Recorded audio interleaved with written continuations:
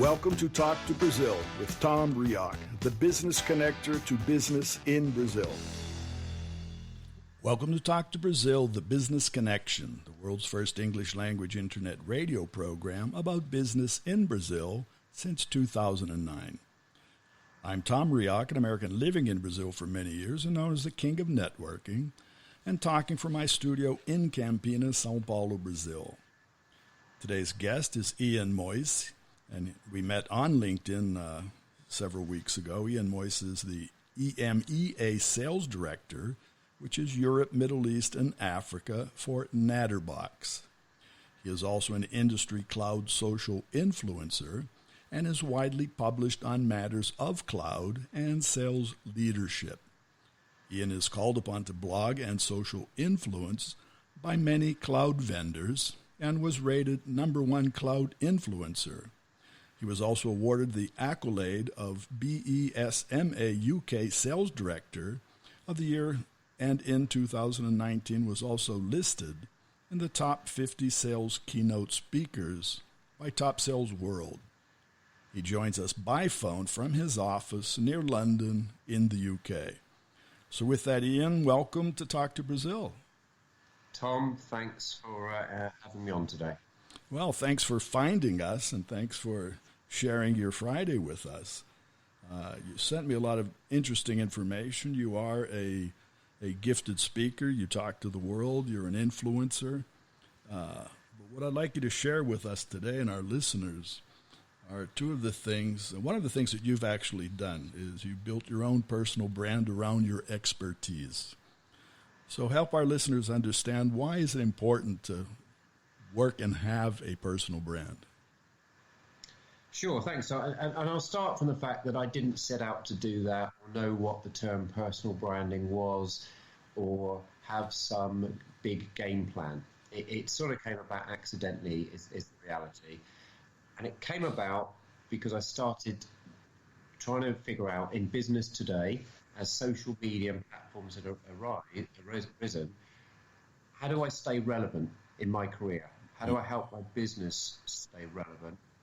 How do we continue to be successful? How do we reach more people? And social media had a lot of hype out there, but I wanted to figure it out. So I just got involved initially with LinkedIn, and slowly realized the other platforms.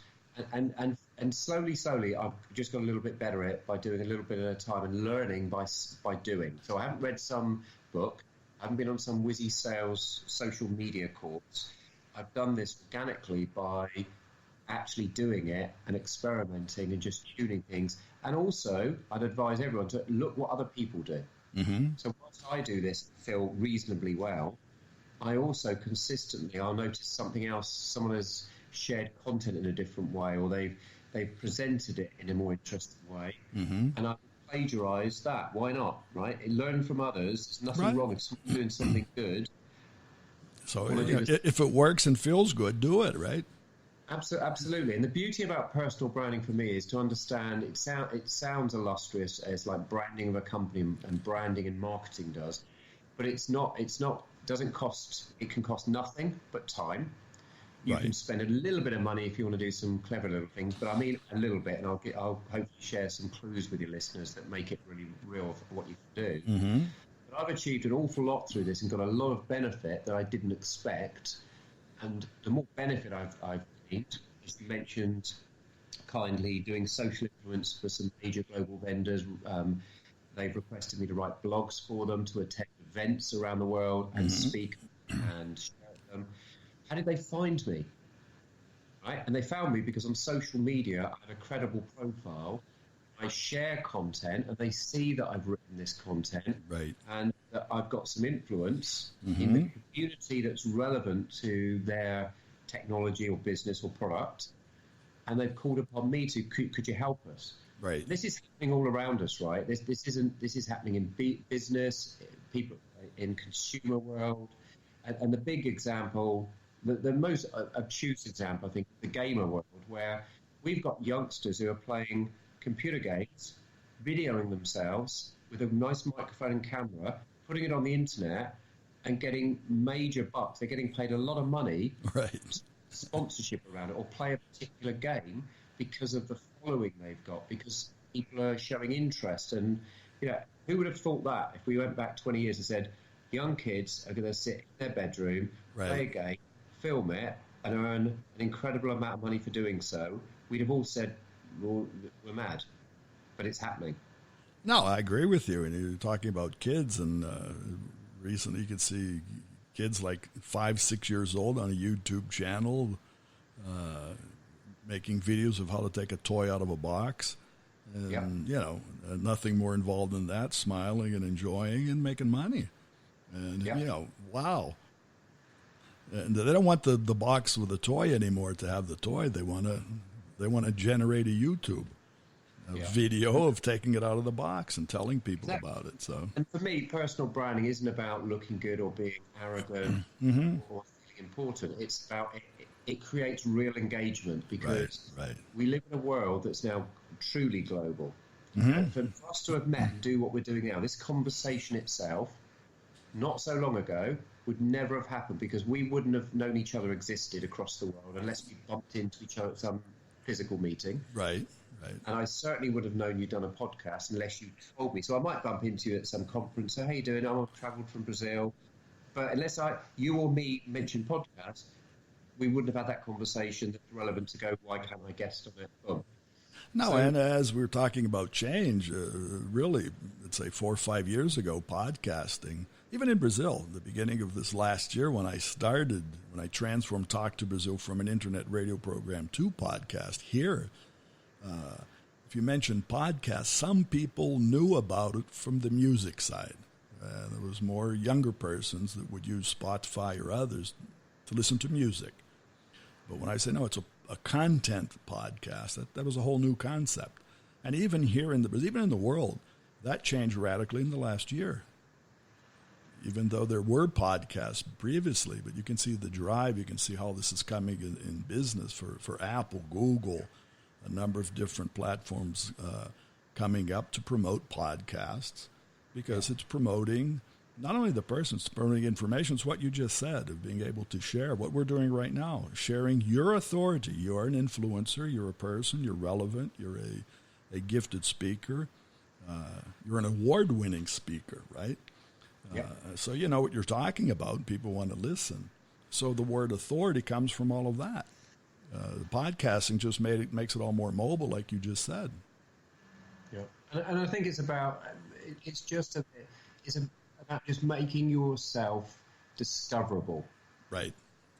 And the beauty of it for me is that it isn't you don't stay on social. It's about creating a real world engagement and a relationship. Right.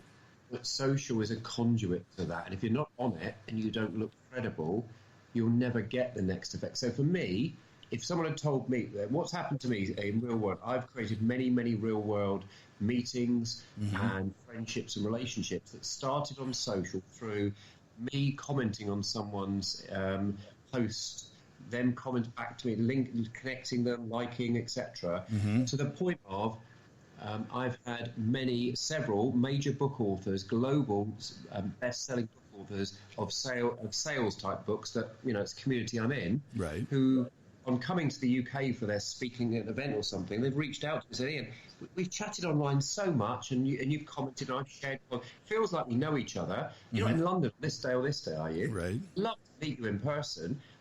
Rather than me going along and hoping to meet someone, they've invited me because we've built a rapport online, and they've seen I'm credible. Right. They've already made a prejudgment, and it's created lots of opportunities off of the back of that. I have a lot of people reaching out to me, asking, we can see what you do. Could you do this for us? Right. Well, for our listeners, Natterbox is a UK company, right? It is. And you're part of the world that you deal with is Europe, as I mentioned, Middle East, Africa. So you have continental engagement for a company, right? And through that, what you just said, you have become, because you are an authority on all of that.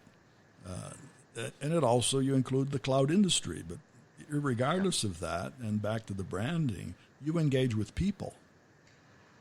And that's what it's about. I think sometimes people think social media and that profile is all about you and arrogance, or it stays on social, right? I don't want to have electronic discussions. I want to have real world discussions. Mm-hmm. So do I. But where do they start? How do you start?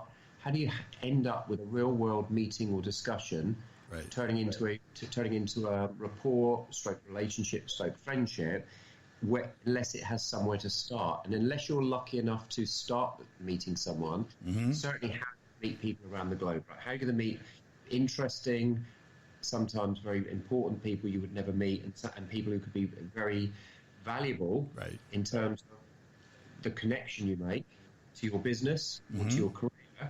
If you isolate yourself only in those you physically meet locally, there's only so many people you can meet locally.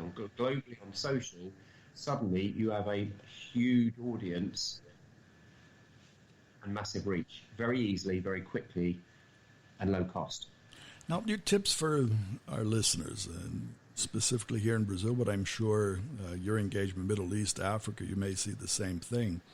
The reality here in Brazil, generally speaking, Brazilians are very social on the social side. They like to engage on a personal level. They like to talk about personal things. When business persons come here, the engagement is at the first level social. They want to know you as a person. They want to know which football team you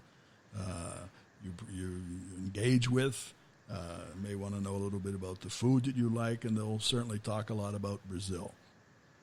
To get to talking about business generally takes some time.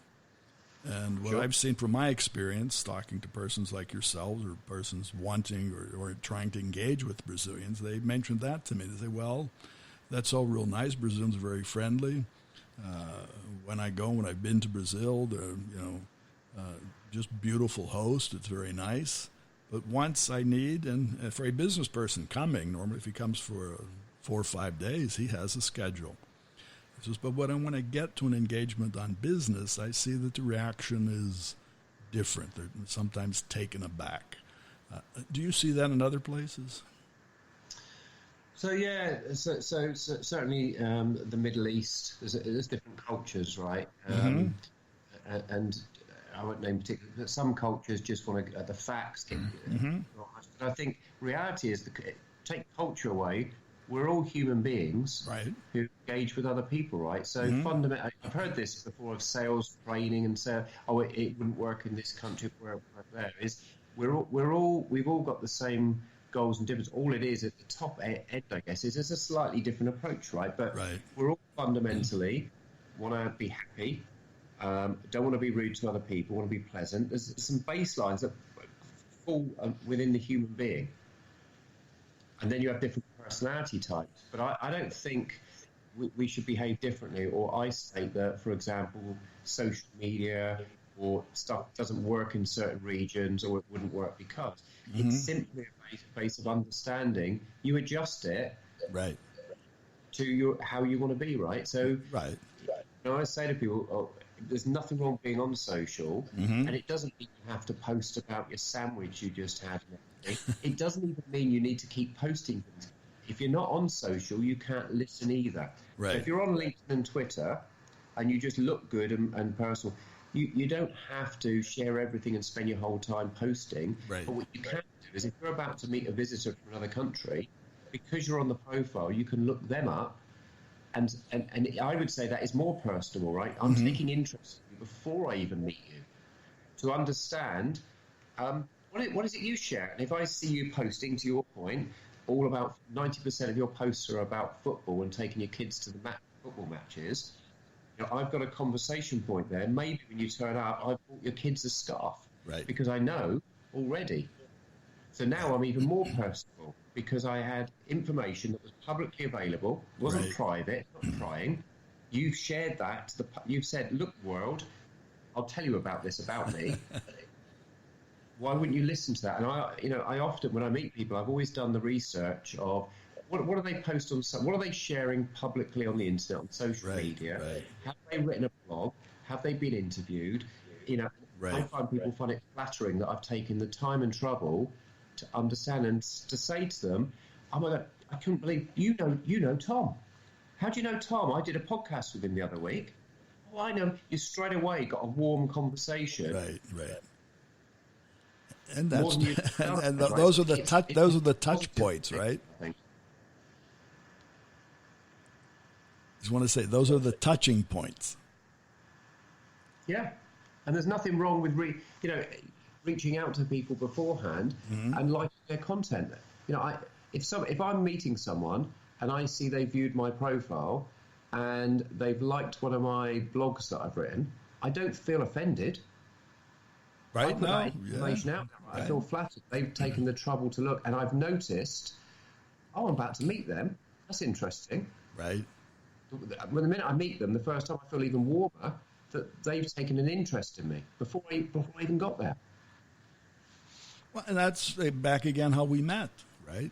You approached me, and how do I do that? How do I, not only for the podcast, generally speaking, my first point to look at is LinkedIn. Yeah. And over the years, I've changed that, and I say that's become my personal CRM. Because basically, if someone like yours and looking at your profile, it's robust, it's well done, it's attractive, and leads in, makes people want to scroll down and see more, which is the headline for a newspaper in the olden days, right? You check the headline, you see the picture, see the title, what's he do, where does he do it, and as you scroll down, you just see more. And you're invited really through what you see to keep scrolling.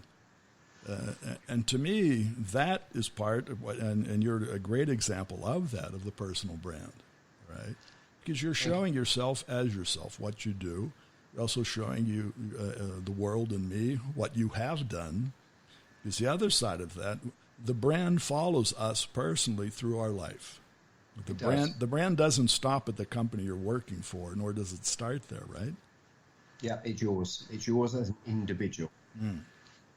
And the good thing, I think, is these platforms, they're free, and to make and be genuine on them. That's the big advice I give: is don't look to write some illustrious essay and try and trade. This is if you look at my LinkedIn profile, I talk about how I got into computing at age 14. It makes it personal, a story of you get a bit of a feel about how I approach it, rather than it's harsh and it's factual. Talk how you talk. If you met someone, say, what's your background? Right. Make it personable. Right? Make it interesting. That's you. No, and fill it with things that are visual, right? You can also add to that.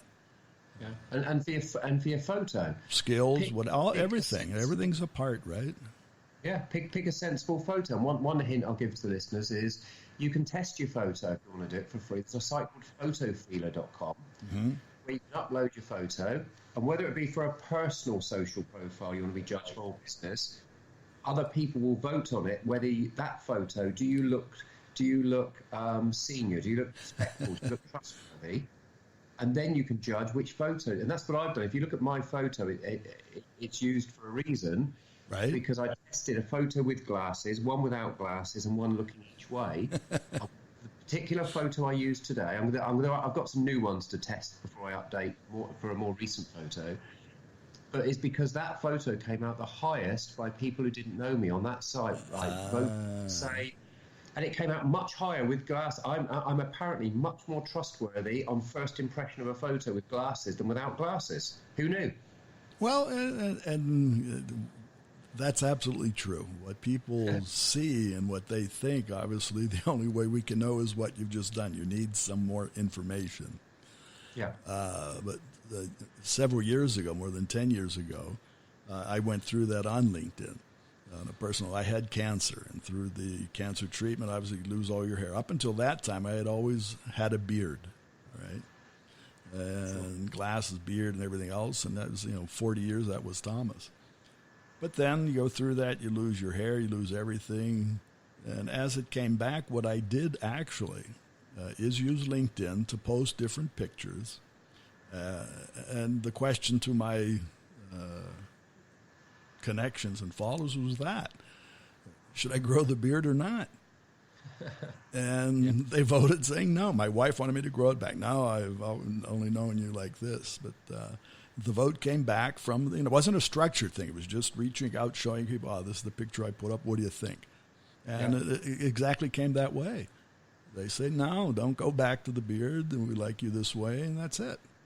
And another thing I did learn, what I try to do from other persons, I try to use the same picture everywhere else. So wherever you find Thomas, absolutely, Instagram or whatever, it's the same guy. And people have told me that. You shouldn't have different personas. You can have a persona LinkedIn, have a persona Instagram and Facebook, but you shouldn't be seen as two different people. Yeah, I agree. I've done exactly the same, Tom, except for Facebook, where I've used a cartoony one because that's more personal stuff than business, but you'd still know it was me. My view is if someone looks at the profile and there's other people with your name, I think you and me have got reasonably identifiable unique names, but if someone was to look and find 20 people with the same name, they would immediately know which profile related to the one they wanted to find was me. Right. And that's the reason for doing it. Make it easy for the audience, for the viewer, to find you. I'm sure that happens. In your speaking engagements, you probably walk into the room and people come up to you and know you're the guy. Yeah, weirdly and embarrassingly, once at a hotel and it's at reception, someone did come over and go, aren't you Ian Moyse? And the people with me were like, why? What have you done? It was sort of, because it was like, it was the one time in my life, the sort of celebrity feel, I guess, where someone recognised you in a random place, in a random hotel you'd never met before. And it was because they'd followed my content on social and they were one of my connections and interacted with it. And they immediately went, oh, I read all your stuff. So it was flattering, but it was an unusual experience. No, but I don't feel it. Well, personally, I don't feel it's embarrassing. But I guess if you do feel embarrassed, just take off your glasses when you walk, and they won't know it's you. But I really drive that because that's it. Because the Brazilian habit in networking engagements, pre-whatever, they like to find somebody they know to engage with. Brazilians generally do not walk into let's say the pre-meeting coffee reception and go up to people that they don't know. Yeah. They'll walk in and they'll look for somebody that they do know. Do you know what? Fantastic. Let me be honest and open and transparent. I feel the same. Although I'm in sales, I do this. Inherently, I've always been a shy person. Mm-hmm. I walk into a room like that, I feel the same. But through social, I've had the opportunity, because you've never met them, but it feels like you have. That's the beauty of it. So if I'm going to an event and there's some key speakers, I will always try and like some of their content and engage with them on social first. And you'll be shocked how many times I've turned up and they've gone, oh, you're Ian. I've done it at shows on the East End of London, where I've reached out afterwards. I've waited by the stage door once with my daughter at a big magic show, and one of the famous magicians came out and went, oh, you must be Darcy. And the reason being, I'd engaged with him on social before. I'm coming to the show. I can't wait to see it. Right. I like that comment and this. And he came out and immediately zoned in on my daughter, because I said my daughter's really passionate about magic. She's really looking forward to the show. And I took pictures of her looking at the poster of the show when we got there, going so excited, and copied him in. And he came out and said, hey, Darcy, it is Darcy, isn't it? I got the memo. I had to talk to you. Right? That's it. But picked her up, and it wasn't intrusive. It felt like we knew each other, and he felt warm and because there'd been that pre-engagement in a nice, friendly manner on social. And I think that's the fundamental objective in the branding, right? Is the empathy that comes with it, how you project yourself, right? Yeah. And how others see you as the way you're projecting. Yeah, and be genuine and be real, right? Because when they meet you, if you behave differently on social and you pretend to be knowledgeable on something you're not, or something you're not, then they're going to think, well, hang on a minute, who am I meeting? That's not who I was talking to. You know, don't be in the world of the term that's now known, the catfish, even on business. Be real. You are real. They can meet you. So be real. Yeah. So, babe, what are your tips then to? We're talking to a global audience today. And today, as I mentioned before we got on the air, today is the Brexit exit. Do you have any tips? Because this is real. We're talking, the world changes, things change. Yeah. And everywhere.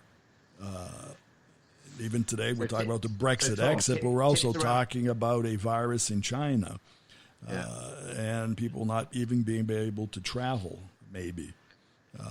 Does that reinforce social engagement and virtual connections? I don't think it does any harm, and I don't think it takes it away. We live in a global world where, I take the point that you indicate that locally that people like to meet people in person, etc. But I would suggest there's the opportunity that in Brazil, people will travel around the globe. Mm-hmm. They may do business around the globe with other business. They may end up working in another country.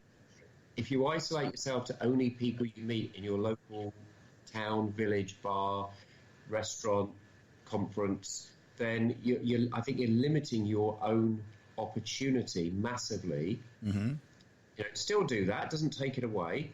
And doing social does not put you in a dark room. You can do social on the mobile when you're on the beach, right? We see it all the time. Who isn't on the mobile?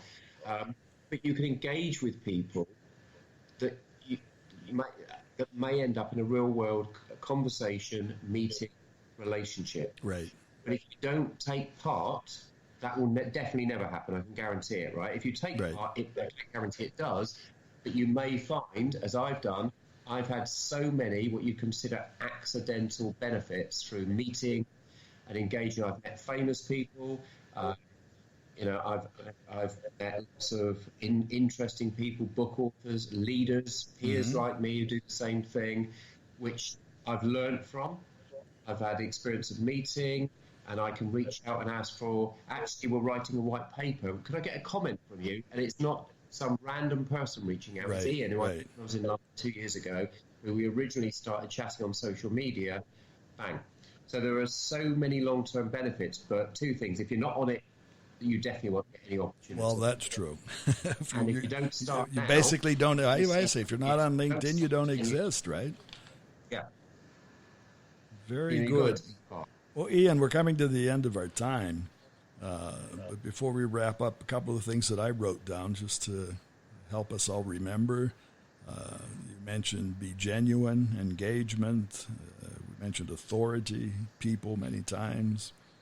Low-cost engagement, benchmarking, see what others are doing, learn by doing, right? Yeah. And the social is me, right? Those are the points that stand out for me, the fact that we did talk about LinkedIn. But for our listeners, what's the best way? We mentioned LinkedIn, and they will find you, and it's Ian Moyse, and that's IANMOYSE, right? Yep. But your websites, how can they find you there? Yeah, so there's a personal branding tip here, and something, again, I saw along the way, low cost, virtually nothing, that makes me a little bit different and easier to find. So if you go to Ian Moyse, as you just kindly spelled, .co.uk, that will take you to my LinkedIn profile. And if you go to ianmoyse.cloud, that will take you straight to my Twitter profile. So you don't have to go onto the platform and search for me. Those links I can rattle off top of my head, very easy to remember, and it will take you straight to the relevant profiles. And I've done that on all my other platforms as well, by the way, is just registered a unique domain name that is mine with my name. So I can tell you them without go to Facebook and search my name. I've just made it easier for you. No, and that's a point well made, that really to be the owner of your own name. Yeah. Right, and use your name in a URL, and Google and the other search mechanisms will find that, and we'll put it all together. And that's the way many people don't use their full name or their name at all. I think that's an important part of the comment, because I see, looking at the 3 URLs, I see your name in each one.